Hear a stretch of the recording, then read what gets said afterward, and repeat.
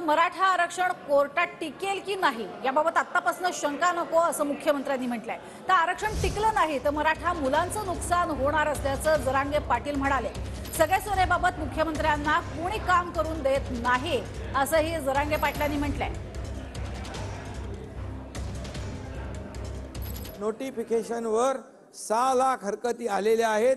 घाई गडबडीमध्ये हे आरक्षण सुप्रीम कोर्टात टिकेल की नाही याबद्दल आतापासून शंका बाळगण्याचं कारण नाही।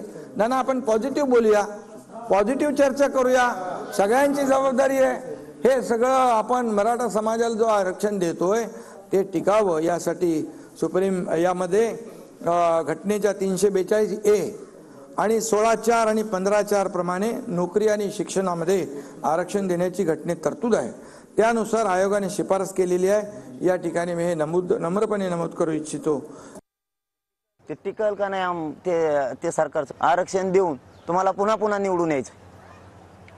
ते टिकल का नाही निवडणूक आहे तोपर्यंत टिकल, त्याच्यानंतर उडालं की बसा म्हणा आमच्या पोरांना फाशी घेत। सगळ्या सोयऱ्यांच्या बाबत मुख्यमंत्री साहेबाला कोणतरी काम करून देत नाही। म्हणजे मुख्यमंत्री साहेबांना करायचं परंतु कोणीतरी करू देत नाही असं तुमचं 100%।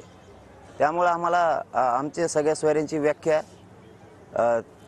आणि आमच्या व्याख्यासह आम्हाला ओबीसीतलं टिकणारं आरक्षण पाहिजे। त्याशिवाय आपण आंदोलनापासून हटत नाही आणि इथून पुढे हटणार नाही। माझा मायबाप मराठा समाजाला दिलेला शब्द पाळणार। वेळेप्रसंगी जीव गेला तरी चालेल, पण आपण हटू शकत नाही।